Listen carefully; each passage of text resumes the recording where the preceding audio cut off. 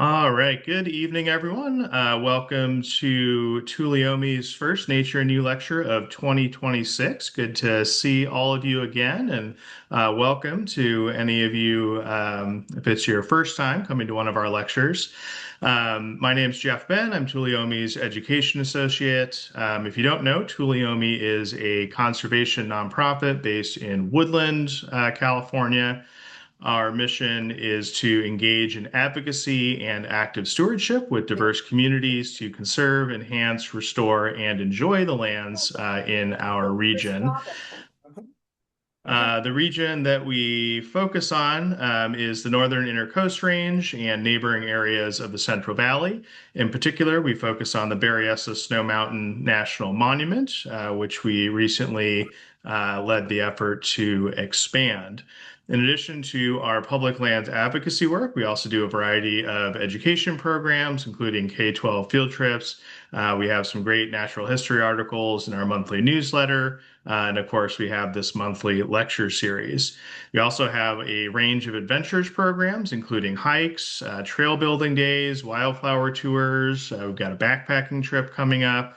We also have a youth boot bank, which provides free loans of hiking boots to kids. If you'd like to learn more about these or any of our other awesome projects, you can do so at tuleyome.org. Okay, on to tonight's lecture. This lecture series is supported in part by supporters like you. And so if you haven't already done so, we would greatly appreciate a donation to support the great work that we do. Tonight, we're very lucky to have Andrew Fulks with us. Andrew is a co-founder and former board president of Tuleyome and currently serves on our advisory council. He's been a constant advocate for appreciation of the Puda and Cache Creek watersheds and for the development and maintenance of trails in our region, earning a National Trails Worker Award in 2015 from the American Trails Association. Andrew recently retired as assistant director of UC Davis Arboretum and Public Garden, where he worked to manage naturalized lands on campus. He's now spending more time leading trail work crews for Tuleyome, in between having a range of awesome outdoor adventures.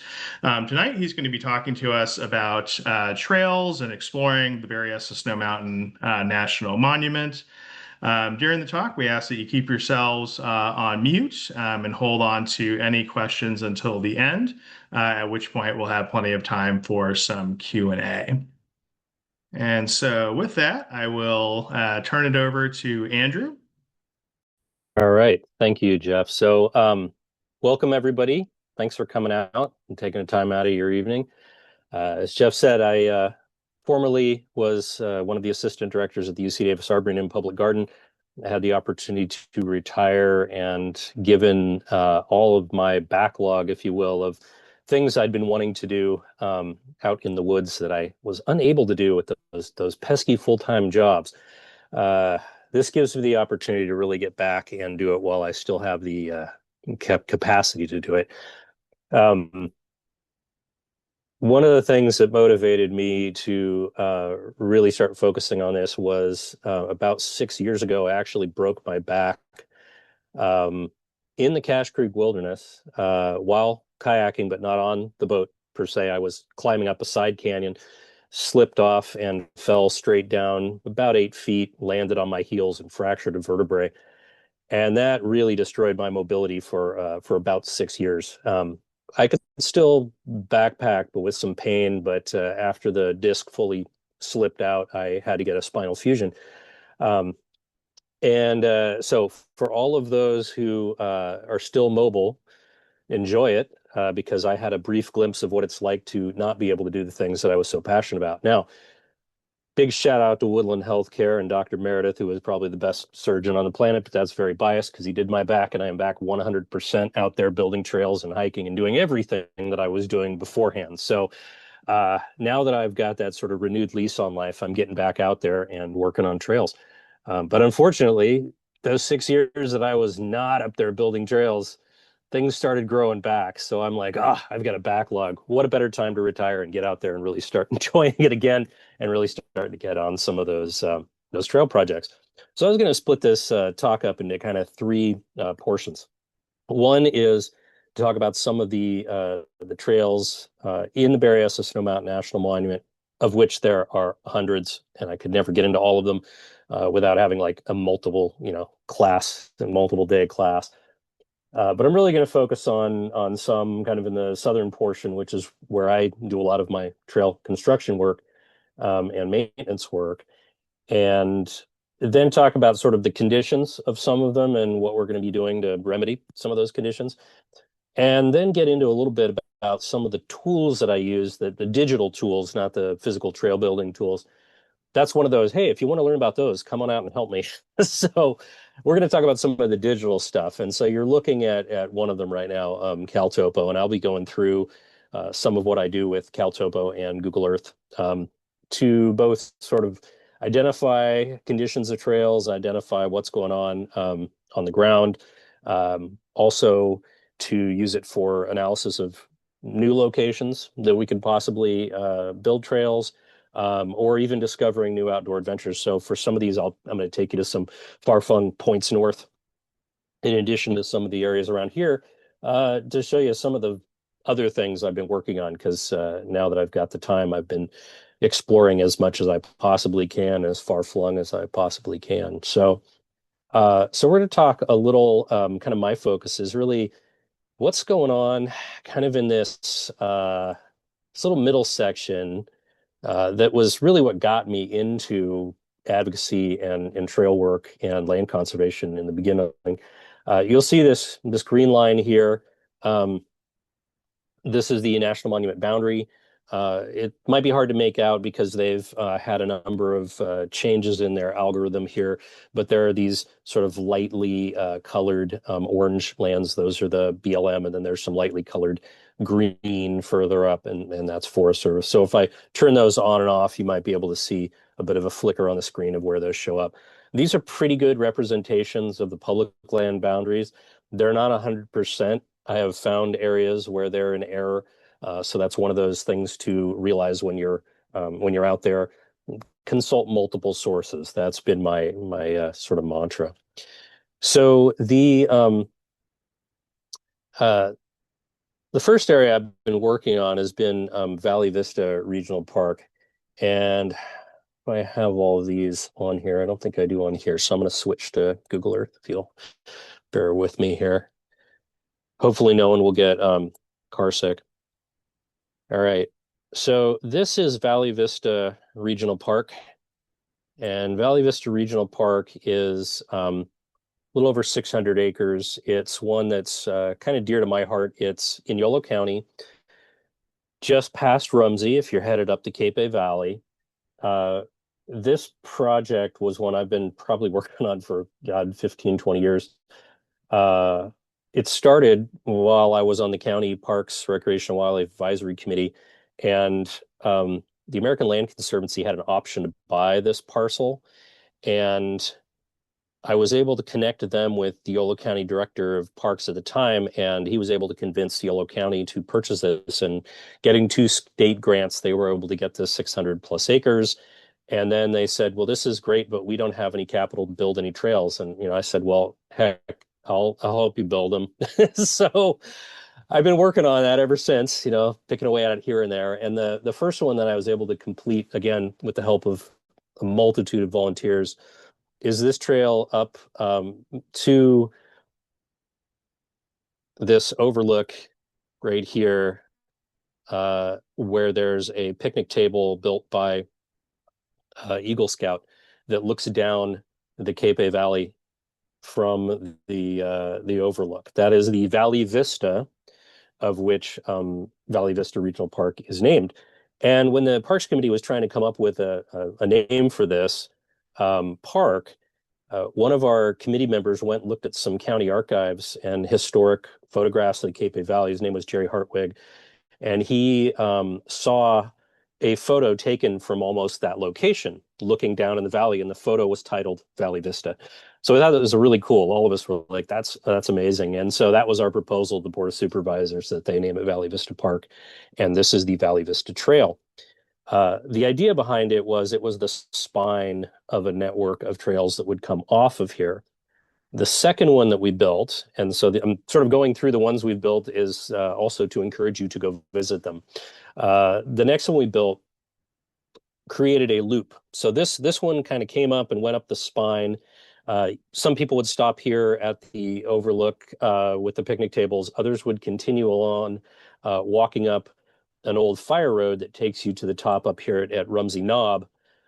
This blue line here is a proposal for future trail connection to the Blue Ridge Trail up here. So this one is not yet walkable, though you are certainly welcome to bushwhack it. Many of us have. Same with this blue one. This does not exist yet, but it is a potential for a connector. This green one here has been constructed all the way to this point, intersecting the old road, and it has trail markers along the way at the intersections. And then you take this road back up, and then at that point, you can opt whether you want to go up to Rumsey Knob to the south or do the lasso loop back down and around. My favorite way of doing this hike is to hike up the Valley Vista Trail, peel off here, and have this amazing set of views looking down the canyon. So you're over here cruising around and you're looking down at the highway and down at Cache Creek down here, and you've got Glasscock Mountain in the distance. It's just gorgeous. So you get both sides of the ridge, right? You get the valley view and you get the canyon view when you do this loop. And this one is one that, again, due to my temporary incapacitation, I wasn't able to get back into any trail maintenance. And so we had a great volunteer come out and work with me on sort of reopening this. It had a few trees come down across of it. It had a little bit of brush coming back.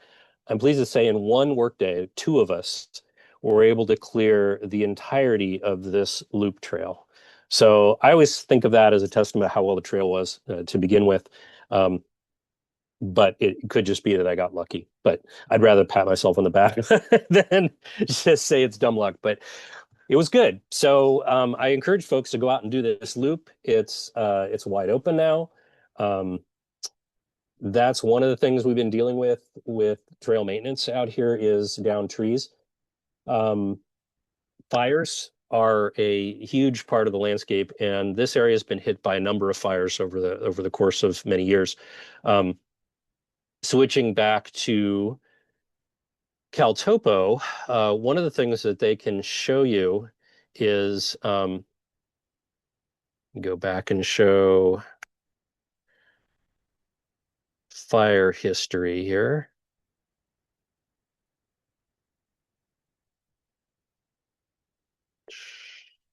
Okay, so if I turn on the fire history, wait for that to zoom up.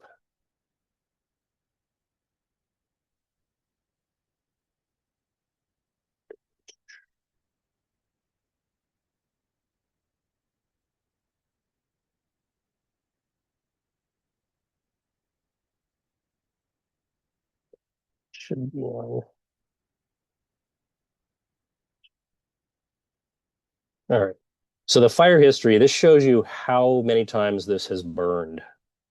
You notice there's a nexus here between multiple overlapping ones. So we had the fires, the big one, the big LNU fire, as well as the Rumsey fire, both impacted Valley Vista. Then there were some smaller Valley Vista fire, smaller ones that hit just this park itself. So it's burned about 3 times. Each time that hits some trees, and those trees end up falling over after the roots rot. And so, see if we have any, and go back even further. Yeah, you can see the 1970 Rumsey series, 1951 Haswell. So fire has been a huge part of this mountain landscape.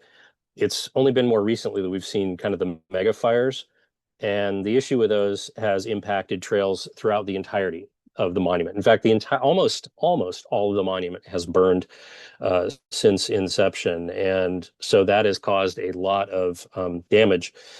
One of the things I wanted to pass along, let's see here. Let me get my window back up here. I want to throw in to the chat.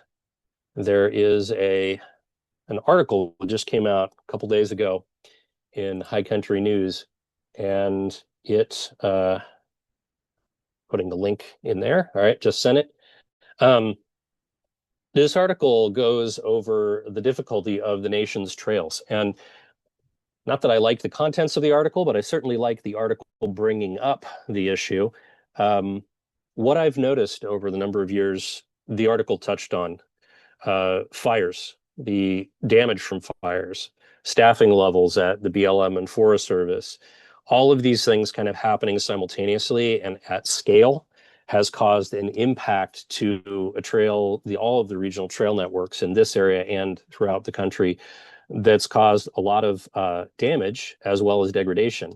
So we built, for example, in Valley Vista, just after the fire, we built this back loop trail, but it's almost impossible to follow right now because the uh, the regrowth from the fire has almost completely obscured it, and then down trees off it that have fallen across have also uh, knocked it back to the point where we need to go back in there and basically regrub it. The grading is there, but we have to remove all the vegetation to reopen this back loop. The Berryessa Peak Trail, which I'll touch on a little bit, is one that has had a number of down trees a number of times, and folks have worked to clear those off, but the more recent ones are still there. And then the regrowth that we're seeing post fire, as well as some erosion post fire, which is another big one the article touches on as well, nationally, has also been an issue that we've encountered. So when you go out to Valley Vista, right now, the trails that are open are this one from the bridge at Highway 16, which is the old fire road. I worked with the county parks division on giving them some parameters to work with CAL FIRE on dozing this road and only having it be the blade width, so there isn't that ancillary damage that we see in other areas when the dozer trail is really, really wide. This was only about 8 feet wide, so it was perfect trail maintenance for that access. So that is now grassed over and perfect for hiking up. So you can do that, and you can do the loop that way and come back here, or you can do the loop from right across from Camp Haswell at the Valley Vista Park. Then there's a newer one that we are working on, not completely done yet, because what I've discovered up here is that when you do these trail projects, your first year that you get regrowth, the whole trail will be obscured. So you got to go in and sort of grub that regrowth for that second year. People start using the trail. They compact the soil enough that then your maintenance level is less afterwards. This line represents a conceptual line of where we wanted to put in the trail. If you get in closer on the aerial, you can actually see where the trail was installed. And it does a loop where it comes all the way over here to an overlook and then loops back down and around down to the parking area. So this is about a 1 mile loop that we call like the family friendly loop because you only have to go up less than 200 feet in elevation gain. And then you get the beautiful views back to the Cape Valley while you're walking this. So this represents the first year install on these aerial photographs. And right now we are grubbing it to get it open so that it's permanently open. And so I've been going up there in retirement here and digging along this slope. And I think we've made it all the way to about here from here in reopening that. So that's one that just needs a little bit more work. I think 4 more visits by me, or 2 visits by a smaller crew, and we'll get that one open. So even though we are dealing with a lot of trail maintenance as an aftermath of these fires, we are still looking for the future and trying to implement that vision. That vision also includes this backside loop over here. Not yet installed, but I will be scouting that probably next winter. So I'm trying to get these multi-year trail projects in my calendar as my kind of unpaid retirement gig as a volunteer. The other one in this area that I recommend and and a lot of people probably have. I see some familiar names in the audience. Is the Frog Pond Trail. Uh, Frog Pond Trail, this is interesting. There used to be a lower connector. This is completely obscured and overgrown now, and it has been for many, many years. It was actually originally put in by an equestrian concession that used to run equestrian trips up here, and they staged down here and just wanted to walk across the road and then directly onto the trail instead of walking up the road and sharing it with off-road vehicles and other vehicles when the road was open. And they no longer do that, haven't done that for many, many years. And coupled with the closure when the low water bridge was not viable for vehicles, it made a lot of the trails back here more feral. They didn't have the maintenance because it was really hard to get back there with crews. Because imagine if you're trying to do the Blue Ridge Trail South Trailhead and you've got to hike in like 14 miles before you even start work. It's almost impossible to get a volunteer crew that can do that. Used to be you could drive all the way to the South Trailhead. When the bridge went out, all of the road maintenance ceased, and so all of this has kind of fallen in disrepair. That is something that myself and others in Tuleyome are working on resolving with the county and the other partner agencies on is figuring out how to get this back to that condition now that the bridge has been replaced. I mean, it only took like 15 years to get the bridge back in, right? But now that we have a new low water bridge, sort of a high low water bridge, we can access this area again. So then the question is, can we get the road maintenance restored so that we can get crews up to do the trail maintenance like Fisk Creek Trail, Frog Pond Trail, and Blue Ridge on the south? Now, Frog Pond is one that we can hike into fairly easily, and we actually have on our Tuleyome event calendar, so be sure to check that out, 3 dates for trail maintenance work on Frog Pond. And the goal of those 3 dates is to reopen the backside trail here. Unfortunately, there were a couple factors that all coincided to make this overgrown. One was the multiple fires that we had through here. Two was the multi-year construction of the bridge. That was really hard because essentially while this was under construction, they had closed off physically all the public access back here because the only way you could get across was through the construction zone. So good safety reason, but it meant we couldn't get back there to do maintenance for a number of years. And then we had the fires, and then after the fires, some of those areas were shut down. And unfortunately, if we look at some of the historic, we had for these to load. There we go. So unfortunately, CAL FIRE put in a dozer line back there that obliterated the back half of the trail. And this is really unfortunate because this, not sure why this fire break was put in. I would argue it wasn't necessary, but I'm not going to get into that yet. But because it was put in, it completely obliterated the trail.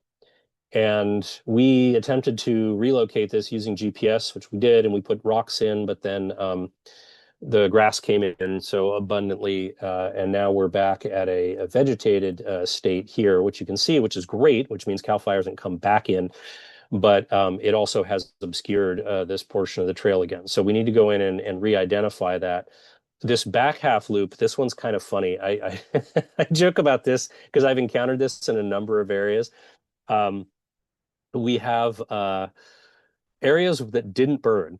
And honestly, if the trail was in an area that had the fire go through and it was chaparral, that's actually really good for like clearing it out and preventing you having to do trail maintenance for many years because the vegetation is trying to come back. This was this little pocket that didn't burn during the LNU fire. And so all this surrounding area burned, no problem, right? But right over here, this didn't burn. But the fire was coming from this direction. So I don't know what it jumped over this, but regardless, this whole area needs brushing, which I always find to be an irony when it's surrounded by all of this charred landscape. And you're like, well, I got to go in there with loppers and do this. So the trail location here is very easily definable, but it's pretty overgrown. So I think one small crew spending a day can actually do this because the distance is not that great. And once we get past that, we're in oak woodland, and that one's really easy to just sort of grub that path, and that path then connects down to a really obvious old ranch road that takes you back on the loop. So as of right now, getting up to the Frog Pond, and I can tell you Frog Pond's got water in it. We had some great rain. Frog Pond Trail itself to the Frog Pond, very easy, very open. Go do it, especially now as wildflowers are going to start popping out. I've already seen buds breaking on the Buckeye. Things are going to really start looking really nice out there shortly. But the back half of the loop is real hard to follow right now where it's overgrown. So we're going to get this loop back in condition that we want it to. And then I'm going to talk a little about Berryessa Peak Trail and then get into some of the Cal Topo and some of the tools that I use when I'm out there scouting existing and future trails. So Berryessa Peak Trail, same situation. Bob Schneider and I were up there just a week ago, and we were scouting the condition of the trail. This is the trail from Knoxville Road. So this is from above Lake Berryessa, just past the Edicurie Creek day use area. I believe it's mile marker 20. There's a fairly sun-faded sign out there. The funny thing is, I think it's been like, oh gosh, 13 years this trail's been open. Yeah, 13 years ago was when I when I got this completed. And it's in good shape. Surprisingly, there's work to be done. I was able to kind of break it down in my mind to multiple segments. The trail is easy to follow all the way up to the stile crossing. And then at that point, which is right up here, at that point, there's a little bit of tread work needed on this portion, basically from right about here down. Fairly easy, trail's easy to follow, but there's a little bit of sloughing and some impact from animals. Sometimes the sheep are up there, or not sheep, but the deer and the cows are up there moving around, so they create a little bit uh, deeper divots, and then you get some sloughing or you get star thistle, and people start to walk away from the star thistle, and then that causes some sloughing on the downslope. This middle section in here through the easement is not bad. There's a little bit of brushing work that needs to be done on the easement, but it's still passable. And then beyond that, this area up on the main Berryessa Peak unit from the access road that goes up to the summit itself, there's about a mile of brushing work that needs to be done. So I'm hoping to get up there in a couple weeks and do an overnight trip. Um, Getting all the way up to a nice little meadow up here and camping there, and then dropping off the packs, brushing out this area to the road, brushing out this way, and then spending the night, and then the next day on the walk out, sort of brushing on my way out and getting as far as we can in a day. So if anyone's interested in extremely difficult, unpaid hard work in the sun, um, let me know and we'll get out there. But it is good to see that a trail that I hadn't been able to walk for about 5 years because of my back is holding up. It's doing pretty good. One of the things that I'd done after the last fire was replace everything with metal. And I believe that was a county fire. It all burned. So the stile that I'd carted up there, that was wood, burned. All the trail markers on the early portion burned. Replaced them all with metal, including a metal stile over the fence crossing. LNU fire went by, didn't matter. All the stuff was fine. So I'm realizing metal infrastructure is really the way to go uh, for future trail construction. So let's talk a little about some of the tools that I use. So when I'm trying to get out here and find routes, find trails, find places to explore, one of the things I do is go onto the agency's websites, be it Forest Service, Bureau of Land Management. But I've really started going to combination of places like CalTopo, the National Map, which is a USGS website, and Google Earth. With CalTopo, they've got so much stuff available that it really makes it easy for me to be able to get out there. And in fact, let me just share this with you guys. Let's see, this is my current map. I'm going to share this one. Let's see, done this one in a while. So yes, I know. There it is. I put this URL in here. So I'll put that in the chat.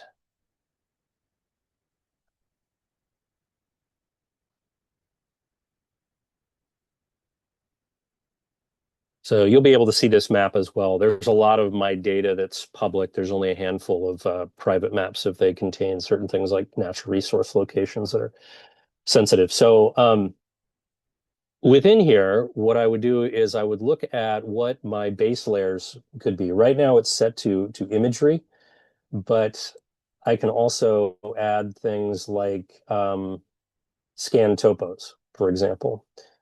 And the scanned topos are your USGS topo maps from the last iteration of paper maps. So we're talking about early 90s.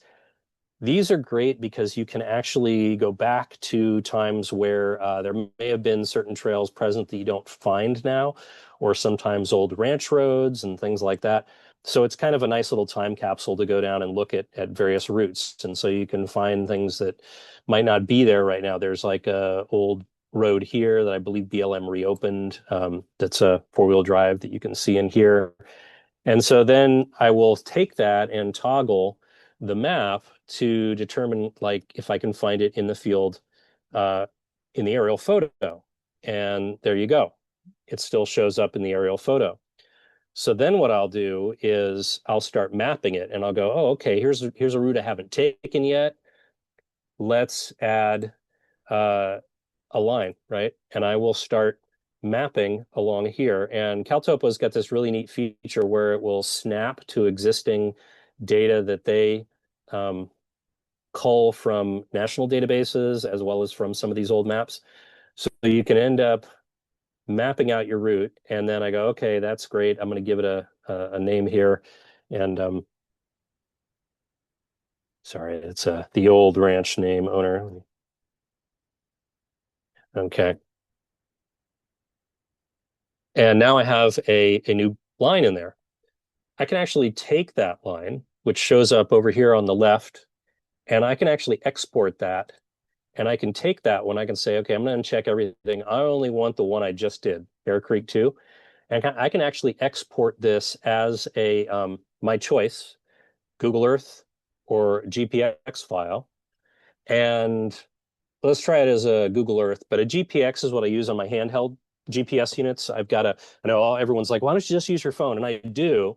But I actually have an old school GPS that only weighs 1.5 ounces that can strap onto my arm and onto my wrist. And so it's really good when I'm doing like raw data collection and I want something that will have wonderful battery life and I don't really have to like stare at all the time. So I can actually export that line. Okay, so now I've exported it, double click that and bring it into Google Earth. And then that new line work, there it is right there, Bear Creek 2 showing up in Google Earth. And so I can now add that to my data set and I can upload it to my GPS and then I can go out and enjoy my hike. Everyone at this point probably like, damn, it's a lot of work to go for a hike. I'm kind of a techie guy. I really enjoy this stuff. So if I have the opportunity to use some of the tools that actually do something like I don't need AI based hiking, it would probably lead me to a cliff and drop me into a well or something at this point in its technology. But it is fun to be able to use these tools to kind of create routes beforehand. So to give you an example of that, not in the Berryessa Snow Mountain National Monument, I have one for Immigrant Wilderness that I've done. And that one, I plotted a route, a 5-day trip through Immigrant Wilderness, starting at the Crabtree Trailhead. Now, Immigrant, for those that want the larger geographic context, it shares a border with the north side of Yosemite National Park. It is, in my mind, one of the sort of premier locations for backpacking these days because most of it's outside of fire zone. It's a lot of granite. And so when you look at places that have burned, this is not one of them. So it's nice to be able to go to, a landscape that does not have some of the issues that some of the other wildfires have caused in some of the wilderness areas. So this area down to the south is Yosemite, and just north of it is Emigrant. So using Caltopo, I was able to create this 5-day itinerary to do a nice loop.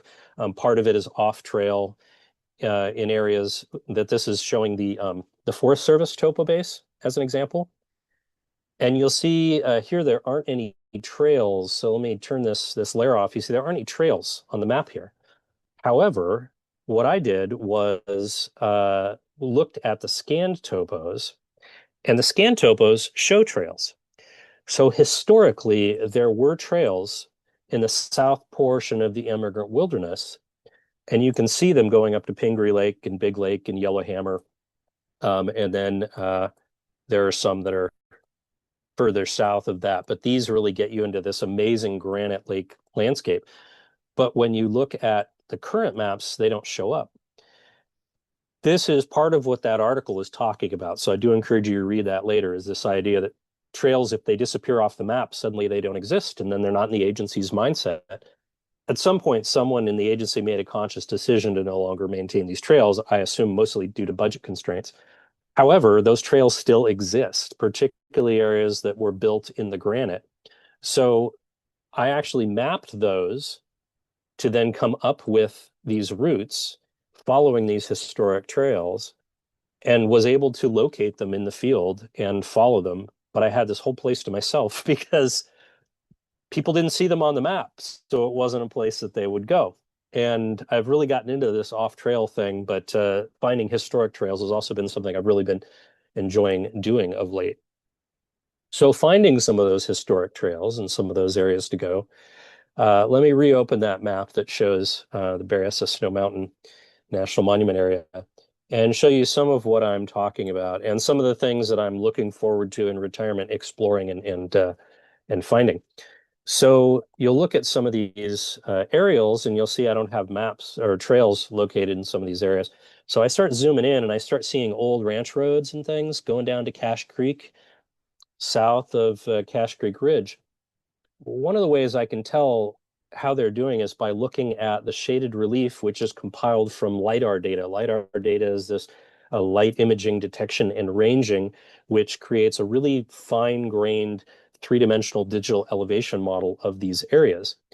And so toggling on the shaded relief, you can start seeing some of those old trails pop out. And this is a great way of finding some of these old routes and seeing if they're still viable. And I've used this for a number of things. There are two things I've done with this information. One is find these old trail routes. And then at that point, I can trace it, put it in my GPS, and go out there and explore. So here's a route that's not even sort of an official route, but still exists. There's others further down on Cache Creek Ridge as I go further up here to, there we go. See here. There we go. This one takes you down to Kennedy Flats. You can see this old ranch road here. And I know this goes and then follows the ridge line. It does a bounce around here on the corner. You start getting good at like reading these topo cues, follows the ridge. And then at that point, it actually hops over to this ridge. You can see it barely skirting the edge of it and then kind of peters out. So a lot of these old ranch roads were literally to get the cowboys back there to get the cows out. So they don't often make loops. They're really just punctuating into the areas to be able to get in there and wrangle your cows. For those of us that like to recreate, this gives us the opportunity to get down to the creek in a way that might not be available otherwise. And I'd always seen portions of this grading when I was kayaking down here because I could look up the canyon. I went, that looks like an old ranch road. I can verify the existence of the grading by looking at some of this shaded relief. So one of the things that I've really started to get into in the northernmost part of California is exploring the lava tubes in the new national monument that was instigated just before or implemented just before Biden left office.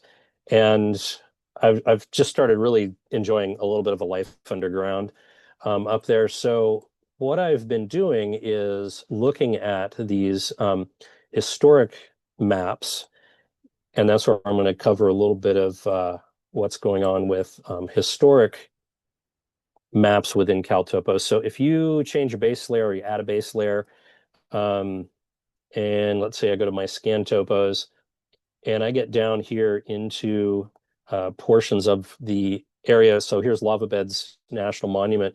South of Lava Beds National Monument, in the new national monument around Medicine Lake, There are all of these other lava tubes out there, but they're not part of the Lava Beds National Monument. The Lava Beds National Monument, if you go into it, you'll notice it's developed, right? It has loops for where these lava tube caves are, interpretive walks, that kind of thing. I was looking for a bit more isolated, rugged experience. And so if you go to some of the current maps, like the current Forest Service maps, a lot of these openings are not shown. So let me come down to the Jot Dean Ice Cave as an example. Um, yeah, they don't even have Jot Dean on here. That's pretty funny. So if you go to the scan topos, see the Jot Dean Ice Cave here, and then they have some of these other caves listed here, but those don't show up on the current day maps. They show up on the historic maps. And if you really want to go back in time, you can add so let me go back to historic imagery because they've got some really cool old maps. Some of the stuff like parcel data and stuff is like on the pro subscription model, but this that I'm showing you is all open and free. You don't need to find those. So let me see if I. They change their interface, which is always fun. So when you're trying to, there we go. See more layers. So they changed this like just like a couple weeks ago, and I'm like going, well, shoot, where's my here's here.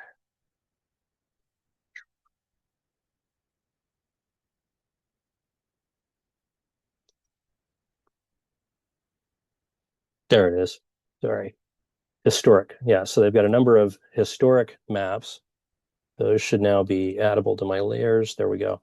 So these are kind of cool because they're not for everywhere. They don't have everything scanned, but it's neat to be able to see maps from like somewhere between 1915 1945. So then you see they've got these old locations for some of these caves, and their scanning of it and georeferencing of it's pretty cool.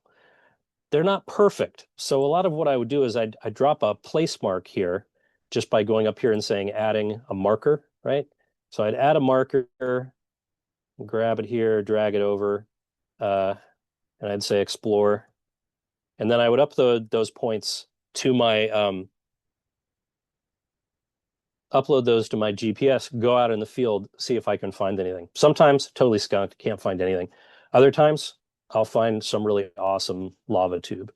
And you can see that they've got them from various realms. So sometimes the oldest is the 1885 ones.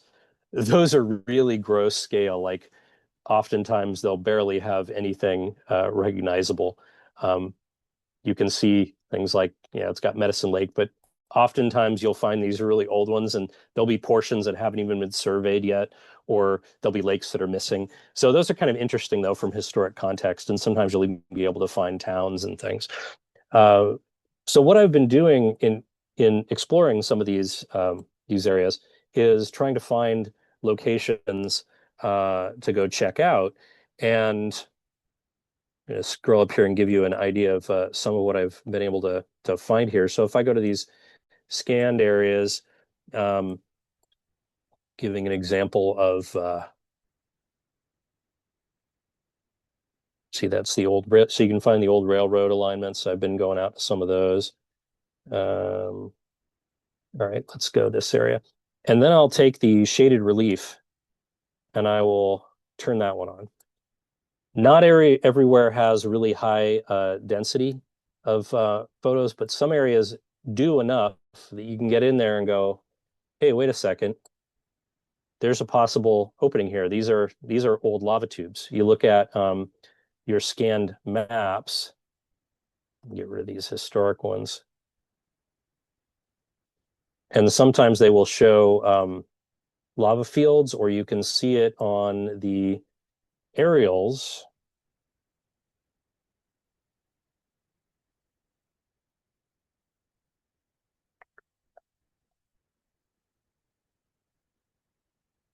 Oh, when you get into some of these areas where they've got the lava, you can see some of these flows. I'm thinking there's a good one right here.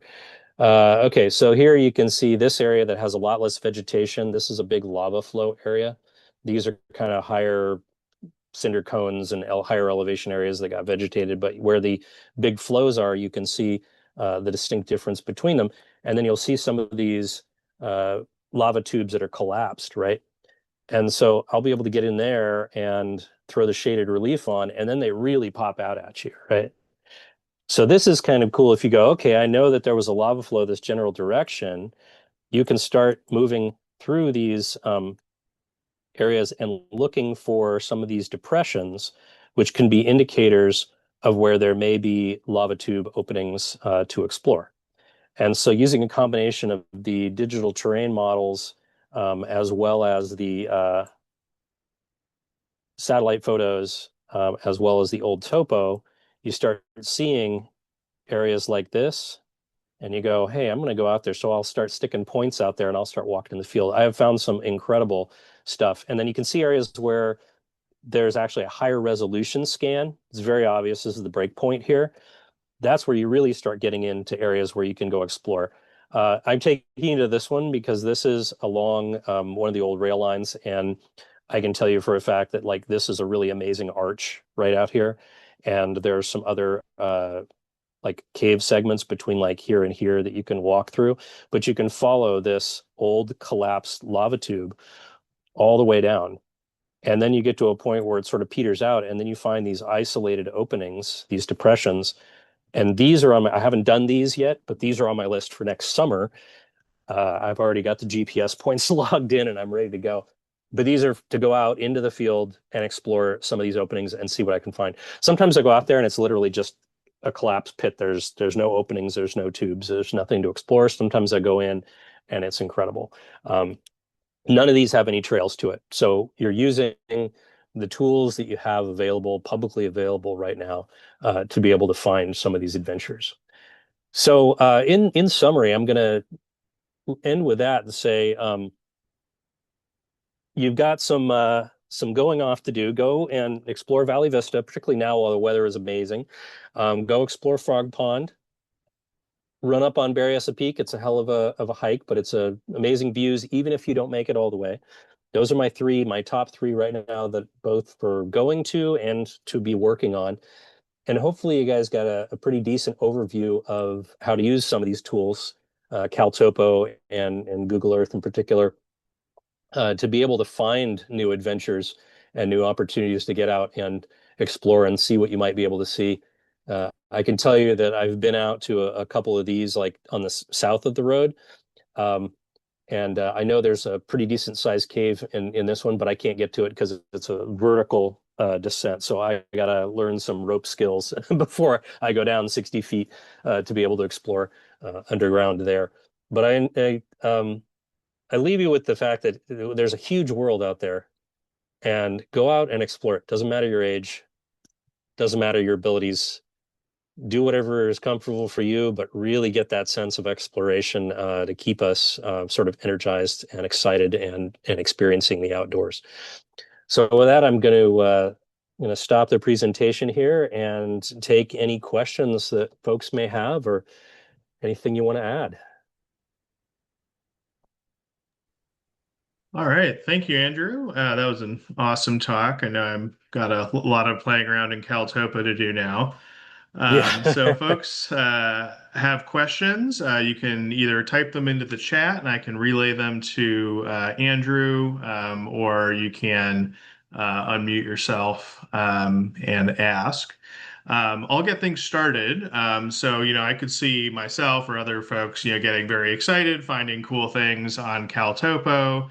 But how is there a layer that you can use to make sure that you're staying on public lands and not straying off into Yeah. private lands? Yeah, great point. So the best way to do that, it's not a singular answer, right? Of one place to go to. CalTopo is really good because it has the public lands layer, and Bob's got a request, so I'll show you that after this one.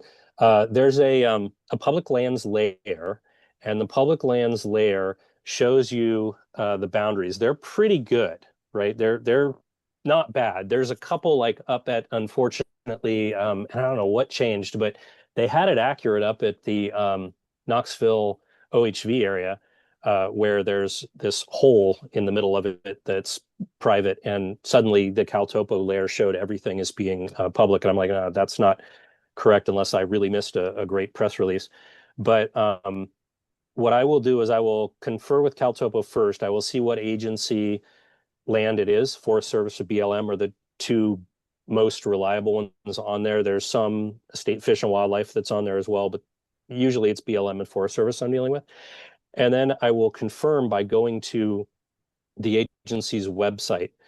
And so you can either go to the national map. If you just look up Google National Map, USGS, you can find it's a ArcGIS interface that will give you all those layers. Those are information from uh, central federal government, and those show you all of the boundaries and parcels and things that they have, right? So that's a really good spot to find it. And then go to each individual agency's webpage. They almost all have maps that you can download. So be it Menifee International Forest, whether it's Bureau of Land Management, Ukiah District, which is the area we're in, they'll have maps available for download. So if you kind of say, I'm interested in going here, first do a little bit of research. Go to places like All Trails and see if they've got trails nearby. That's a good one. But also looking at the land ownership data in CalTopo and the individual agencies. So Bob had a question about, so let me get the application window here open. All right, there we are.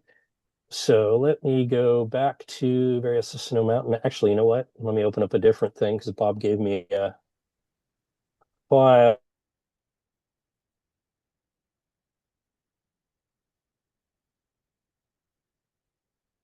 Load, load. There we go. So this is an area that was added to the net or to the Snow Mountain Wilderness, and this is an area that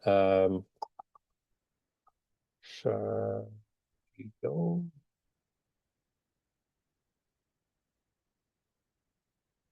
There it is. Okay. So Bloody Rock Trail is an existing trail. This is right now showing the scanned topos. So these are the old quad maps, and the red is line work that Bob got from a couple different sources showing sort of existing conditions or possibly existing conditions out there. As he's been kind of spearheading this Indigenous Trails project throughout the monument that puts roots on the ground, put historical Indigenous trails, some of which are already roads or trails that are out there to be able to tell the story of Indigenous people that are out there. And he's been working with the various tribes on this. So this is one that he's getting the buy-in from the people themselves. And so when trying to find the old trail routes, you see there's like different little split offs here. And then there's like one that I think that we got from Forest Service that says, oh, well, it's actually over here. And so when you're trying to find out, well, where is this trail? Where did this historic one go? You can do things like I was saying, add imagery and get in there and see whether or not any of these show up. Sometimes if it's dense in the canopy, you're going, okay, well, I'm skunked there. And if there you go. So you can see this one right here shows up on the aerial. The location of the trail is not exactly that as given by the Forest Service is not exactly in the same location. You can see that the earthwork is. So that's one way you can ground truth it. And then if you scroll back on this, you can kind of see where, okay, here's the scan topo location. Let's toggle back and forth between the image and see if we can't make out where that was. Scroll back just one round. Okay, so you can kind of see this line right here. It looks a little overgrown, but if we toggle between the imagery and the line work, you can see that there probably is something there. So that warrants the ability to go do some investigation to see whether or not we can locate that historic trail. So I would probably mark this in CalTopo, upload it to the GPS, go out and start doing the on the ground work, and then to look here to see whether or not we can see anything. Well, let's see. I'll have to. We'll send dates, Bob, because I've got one other date already on the calendar, but February's getting open, so let's get out there in Feb. Um, so then I will look at shaded relief and see if I can have the LiDAR, which goes through the tree canopy, and see whether I can find anything there. And in this case, the historic trail. Here, let me get to that one. Problem with these, I'm going to turn these all off. So bear with me here. Lines and polygons. Okay. The historic trail, this grading does show pretty good here. So you can tell that the earthwork for this particular trail is showing up. This spur that comes off here, let's see if that, so that shows up there. I'm not seeing a lot of an indicator for that one, but that one might be so light on the ground that it doesn't show up in the LiDAR. But it is good to be able to see this historic location in the LiDAR. So that will confirm that that is definitely part of that trail. The one on the other side, do not see showing up in here, but it could be, again, that it's such a small earthwork disruption that it's not showing up at the scale of this particular set of LiDAR. So let me pop that open again. And that's where you get in there and you really start looking for clues in the topography to be able to find that. So this one's interesting. See, it comes across like that, but I would suspect it probably actually moves along this terrace here. Let's see. So we shall find out when we explore it.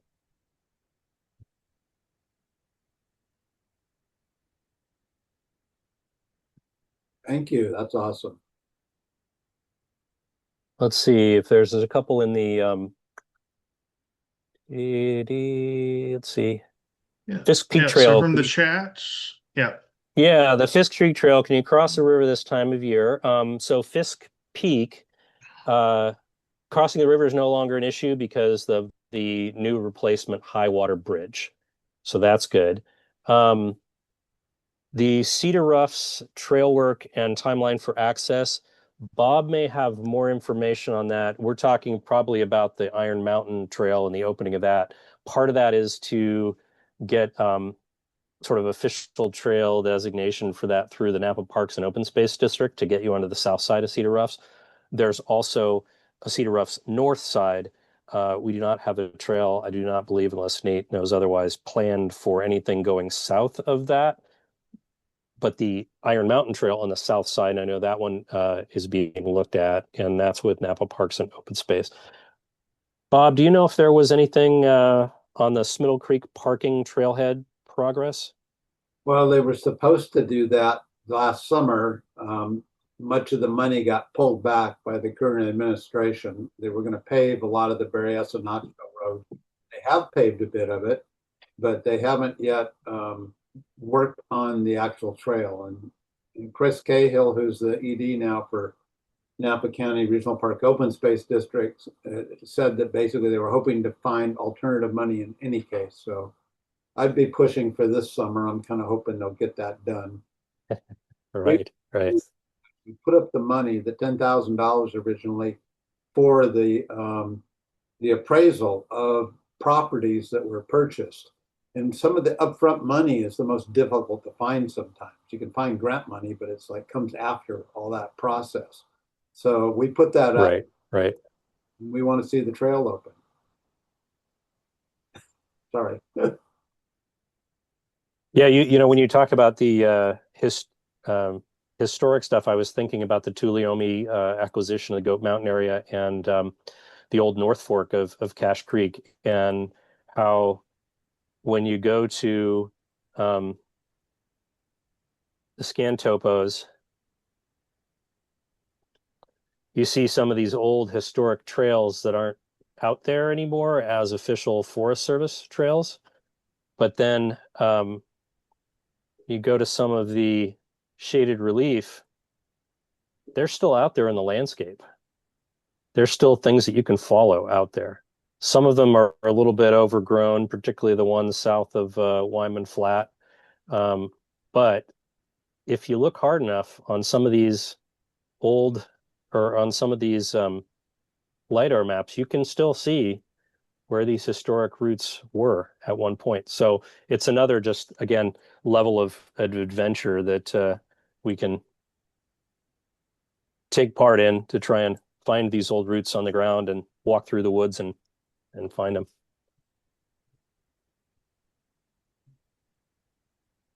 All right, very good. We're at 8 o'clock, so I think we've got time for one last question. If anyone has a burning question for Andrew. Don't say burning. Oh, Jeff, that Andrew and I are starting to do more trail work, and we need to rebuild crews. And Nate's doing absolutely as Yeah. much, but we want to reach out more. So if any of you folks, and I saw Bob W there was interested in that, so we'll start signing people up. Yeah, it's a hell of a lot of fun, and I kind of joke that I think that what I need to do is stop asking people to come out and volunteer to do hard manual labor for trails. Instead, I need to charge people and call it trail fit, where I yell at them and, you maggots, you got to get, do you want to lose pounds? You got to lose pounds. So if they pay me $100, because I had this friend that was doing some kind of Iron Man Tough Mudder thing, and he was paying hundreds of dollars to go up on the weekend to get a name, a little nameplate with a number on it, and he was like running up the sides of mountains carrying buckets of gravel to prove that he was the most badass. And I thought, geez, you could just come out here and we could dig in the dirt, and then when you're done, you've actually like made something cool. Because when you're done with doing some trail work for the day and you walk back on the trail that you've either rehabilitated or created as one of the new trail network systems that we're building, it's really satisfying to be able to do that, right? To be able to see your handiwork and those of your peers that you've gone out there with and done. And so, yeah, I think I'm just marketing it all wrong. I've got to market it as either that or it's got to be a cult. They could do the cult of trail building or something like that. We'll have different levels. It's like, I'm sorry, you're just at a hand trial right now. But if you're, you achieve your enlightenment goal of a McLeod, and maybe Pulaski is the highest tier they can reach. Um, but yeah, we definitely need folks to get out with us and start doing it. And it's just a lot of fun. You're in beautiful scenery, doing something good, and it's not just the self-satisfaction of doing it. Let me tell you that when we're out there and people are using the trail that you've built, that's the satisfaction. I've had people walk by in groups that have driven up from the Bay Area. One group came up from Santa Barbara that was hiking Berryessa Peak Trail. I've gotten emails from fathers and sons that have gone on day trips, people I didn't even know, but they're so grateful the trail's there. When Bob and I were out a week ago, during the weekday, um, doing the some of the trail inventory and work, there was a guy up there peak bagging, had driven all the way up, must have gotten up super early because he was out there at the trailhead. He must have left at like 5 a.m. Um, he must have left about 5 a.m. from the Bay Area. He was peak bagging the Bay Area Peak Trail. He was so grateful that that existed because there wasn't any public access before we did that trail. So, um, yeah, it's a rewarding thing that we're thinking about for future generations. The other one, how do we deal with poison oak? Well, I'm one of those lucky people that can just wade through it all day and not get it. I know, hate on me all you like. The other is avoidance. And the last part is mitigating. So getting home and immediately taking a nice cold shower with some Technu, and then washing your clothes separate from the other clothes. But I'm very lucky that I can literally just stroll through it, particularly this time of year when it's dormant, and I won't get it at all. But I have had friends who have gone out and have gotten it. I'm not going to name names, but she's with the city of Woodland. And she and her husband came out with me doing a Puda State Wildlife Area hike in the middle of winter. All the poison oak was dormant. We were wading through some of the fields in there, and I said, "Hey, this is all poison oak, by the way. Just when you get home, take a shower in cold water and wash your clothes in some Technu and separately." Well, they did not listen to my advice. They went home and immediately got in the hot tub. From shoulder down, solid poison oak. One of them had to go in and get a prednisone shot. So follow my advice and do that. The other thing is when I am building trails in some of these areas, I try to route the trail to avoid the poison oak. So that's one way of dealing with it is don't go near it. So some of these trails go through oak woodland grassland, poison oak up there. When they hit the chaparral, I try to take it in the drier areas where poison oak isn't present. There are some pockets of it, particularly on some of the more north-facing shaded areas that we deal with. But generally, when we're also dealing with trail crews, if anyone is susceptible, don't have them work in that area. I'll just deal with it. So, Jeff Fallon used to all right. call Cold What's Canyon. that? Jeff Fallon used to call the poison oak at Stebbins Cold Canyon Reserve guardians of the valley because it kept. I was going to say a lot of times I will route the trail near it, but not through it because it keeps people on the trail. So that's a good way of keeping your trail in the location you want it to be. Well, on that itchy note, thanks again, Andrew, and thank you to everyone for coming out tonight. Our February Nature and You lecture is going to be on the 26th, and that is going to be with Jesse Clark from Conaway Ranch.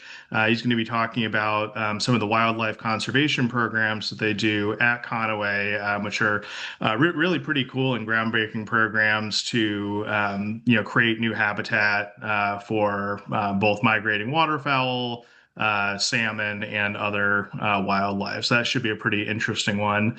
You can sign up for that on our events page. So thank you again, Andrew, and hope to see Thank all you, of you everybody. out on some trails soon.